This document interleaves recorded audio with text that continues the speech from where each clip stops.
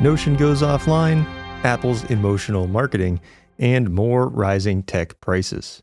This and more on Season 2, Episode 4 of For Perspective. Welcome back. I'm Bill. Let's get right into it.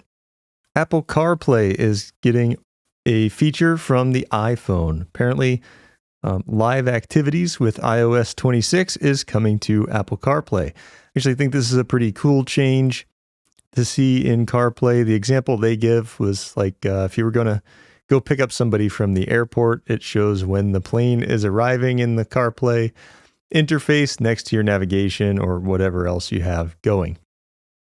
I think that could be really helpful. Often going to appointments, it might be useful to have that up there as well to make sure that whatever navigation you're running, you arrive in time. And on the Apple note, they released another marketing short film. This one was about action mode on the iPhone, and it's kind of a tearjerker. So I'll link it in the comments, in the description down below. And it's called No Frame Missed. And action mode is definitely pretty cool. It works well on the iPhone, though.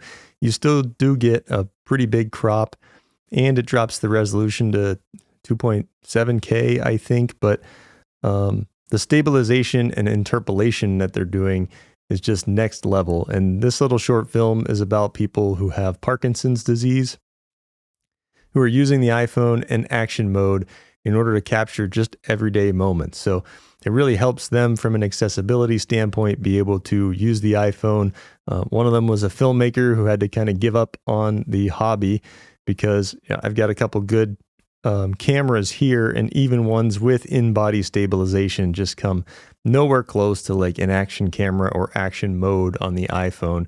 If you have tremors or shaky hands, you're just not going to get the same level of footage that you would have before a diagnosis like Parkinson's. So Apple loves to tout these accessibility features. This kind of reminds me of the things that they do with the Apple Watch from time to time, of how the Apple Watch has saved people's lives over the years with all of the fitness tracking and heart rate and health monitoring stuff that they do. So go give that a watch. I love that this is their marketing strategy lately. They have a bunch of kind of relatable short films rather than making, like, Apple used to be known for the bright colors, uplifting commercials, fast, pop type music in it. And I really like the direction that they're going for video marketing.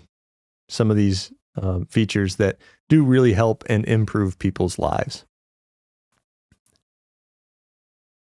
And at the top of the show, I mentioned rising tech prices. So Ars Technica reported this past week, Sony is joining Xbox and Nintendo in hiking the PlayStation 5 prices in the US. So it's going to be $550 for the standard model. Unfortunately for us, tech prices are rising kind of across the board. I really haven't been gaming all that much, but it feels to me like we're at the end of this console generation and we should be expecting a new generation of consoles soon. I don't know that to be true, but that's just what it feels like from my perspective. I have an Xbox Series X, I think is what they call it now, and Series S, the smaller one. That was kind of their refresh. PlayStation has the PS5 Pro refresh, and I typically, like last generation, I waited till the PS4 Pro to buy the PlayStation because I would primarily game on the Xbox. But so at a time in my head where you should be seeing price discounts on this stuff, we're seeing price hikes. So that's just unfortunate from a consumer perspective, from somebody who likes to buy stuff. You never want to see prices going up, so you want to really be on the lookout for sales this holiday season. Something I thought was interesting was The Verge ran an article about Google and Tennessee Valley Authority, TVA, an electricity provider, partner on next-gen nuclear power. So It's interesting to me because of my professional background. My first job out of college was at a coal-fired power plant, and you'd be amazed at how dirty it is. I think, I say coal-fired power plant, and you probably have a picture in your mind of what it looks like, and I'll tell you, it's probably 10 times worse than that. And a lot of the stuff that you're breathing in and around is toxic and harmful to you at the end of the day with really bad long-term health implications. So nuclear power, especially probably in the US, I think is a misunderstood science at this point. Where I worked, there was a nuclear plant right across the street, and you wouldn't believe how clean it was compared to coal-fired power plant. And even these days, with all of the emissions control and things that they're doing to try to get the emissions down from a coal plant, it's still just a dirty, filthy business to be in, where the nuclear plant was spotless. So I think if we keep going at the AI pace that we're going, the way that it's evolving, our data center needs, we are going to need other ways to power the grid, especially because we shut down a lot of the coal plants, including the one that I used to work at, are no longer operational. And we need some way to backfill that power just for regular electricity use, in addition to the added workload of AI and new data servers. And Apple continues its search for a replacement for the Apple Card. A little bit of a rumor article here, but it's been widely known that Goldman Sachs is looking to exit the credit card business. They're the issuer of the Apple Card. And apparently, Chase is in the mix now. We'd heard maybe Amex and Chase, kind of the two big players that would want to take that over. I went back and forth with somebody on Threads this week about the reward structure. So the Apple Card has some nice benefits that you get 0% interest. You can buy, Apple products on there. You get 3% cash back at Apple and a couple other select retailers, but I don't often use those other retailers like ExxonMobil, Nike.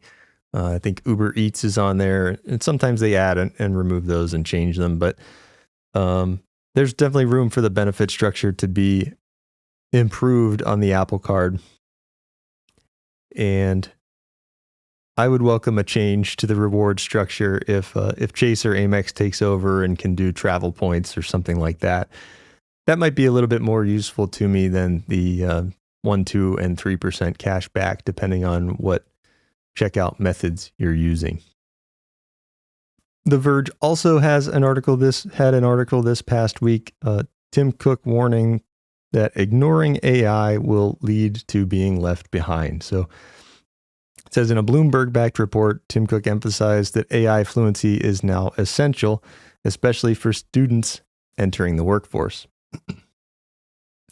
Now, I have a lot of thoughts on the American education system, more than I could fit in this specific podcast, but I'd kind of argue that the skills that you need for the workforce today haven't been being taught for the last decade to prepare kids for what, working in corporate America is actually like. AI is just one thing to add to that really long list. So yes, I think people need to learn about AI. I think it's very important, but there's a lot of other skills outside of just, like in my case, I'm an engineer. So outside of just the science and the math that you need to know in order to be a successful engineer, and some of the soft skills type stuff is what I'm talking about. I wish there would have been more on that, like, I don't know, some way to get across like what an engineer actually does every day. And that would have been really beneficial to me in the college years to try to figure out the path that I want to go down from a career perspective. All right, on to Notes apps. It was a huge week for Notes apps. We'll start with Notion.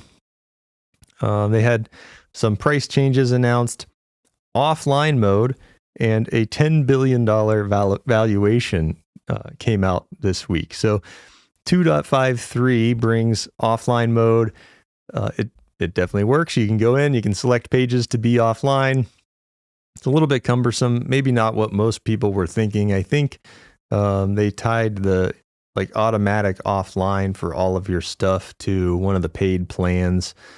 If you're not on a paid plan like I am, you can go in and manually take pages offline that you want to be saved locally. My system is growing in Notion, I'll say, so I don't have that many pages. It wouldn't be that big of a deal. I might have 5 or 6 pages in my content hub thing that I'm building in Notion. But if you have some big system and you've been doing this for years, their rollout of offline mode definitely disappointed some people on the internet, which is not to be, unexpected, I guess. And they adjusted their pricing and feature tiers. So integrating AI tools into the business and enterprise levels.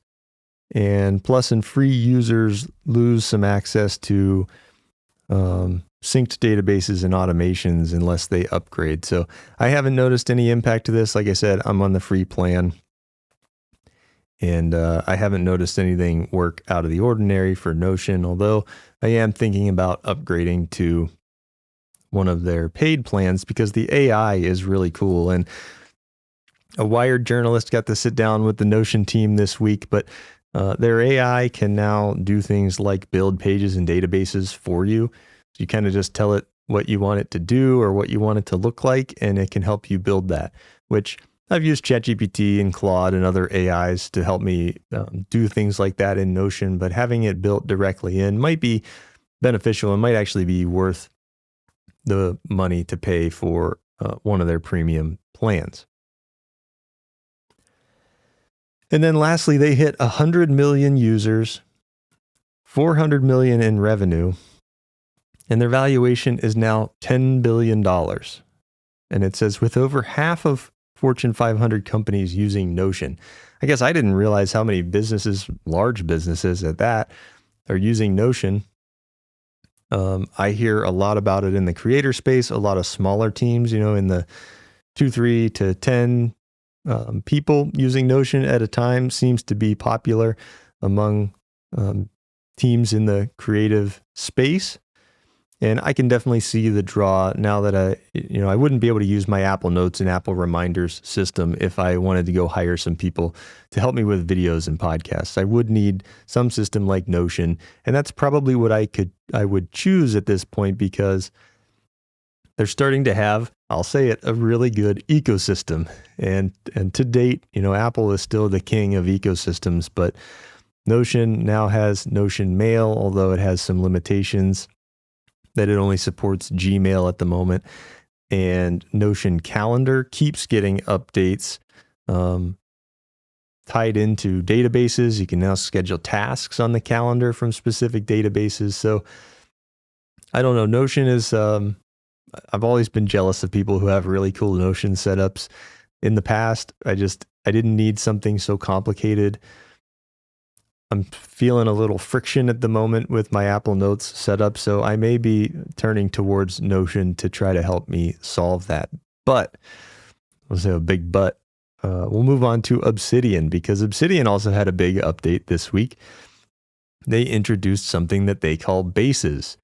And bases basically turns your Obsidian into a Notion. It's more of like a database structure. You can link things together, have relational tables, the whole thing. So if you don't know, I've used Obsidian extensively in the past. I have a lot of notes in there. I do still have a second brain in Obsidian. Everything's still kind of synced in there from when I left and came back to Apple Notes, but having given bases a real try. At this point, I'm juggling like too many things. I want to go recreate my system from Apple Notes, both in Notion, now in Obsidian, and I was also thinking about Craft because Craft's summer release has come out.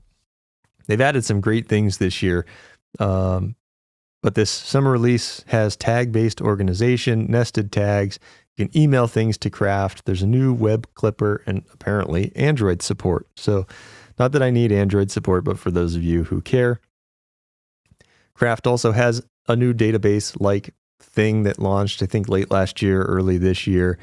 And you can link things together. You can link notes in there. You can have different templates. So all of these apps are really starting to get the same feature set that Notion has. And they're all starting to try to compete with Notion for that business, maybe with the exception of my beloved Apple Notes.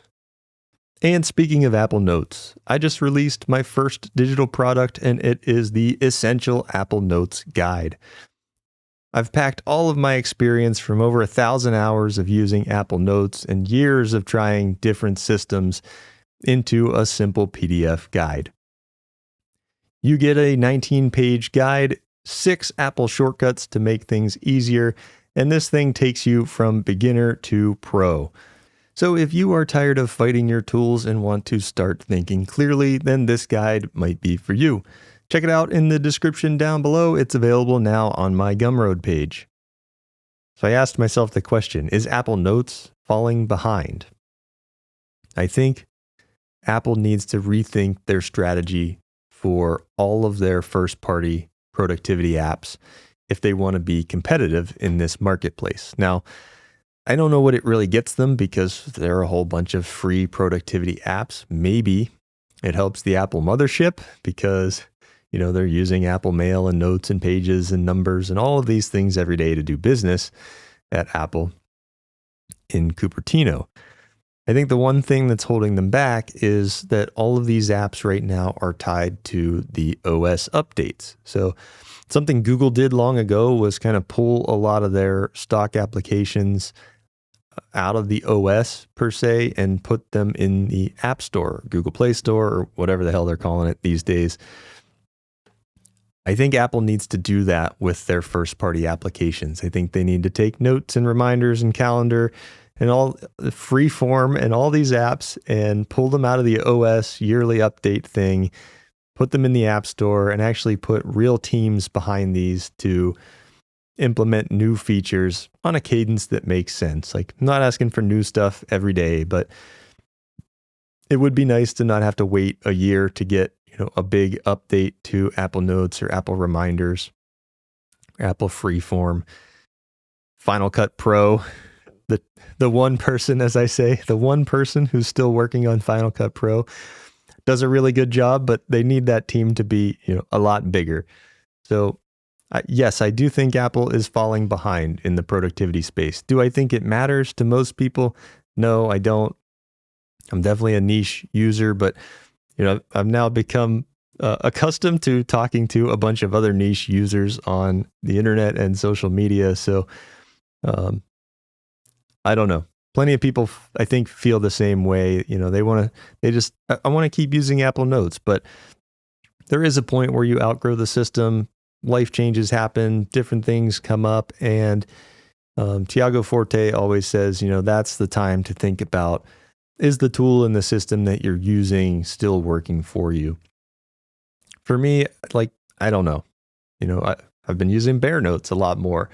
Been putting these podcast bullet points and news stories into a Bear Note. I've been writing my newsletters in Bear Notes, so I'm kind of slowly moving away from Apple Notes, and we'll see what the fall. We're not that far away. It's August 24th today as I record this. We're not that far away from the fall updates, so we'll see if anything new comes in Apple Notes and Reminders that keep me on it for one more year.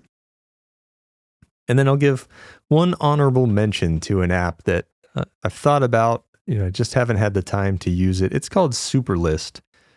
And it's kind of like a markdown text editor meets task manager that has the interface of Things 3. So Things has a really beautiful interface. It's a popular task management app in the Apple ecosystem. Has a few things that I don't like about it. I've used it extensively and ended up coming back to Apple Reminders. But Superlist kind of mashes those two things together.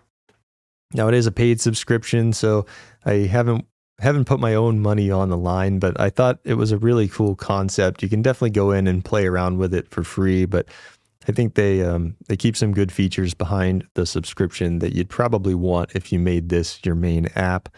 The thing that kept me from diving right in initially when I first discovered it was Kanban boards. I kind of like my board view in Apple Reminders.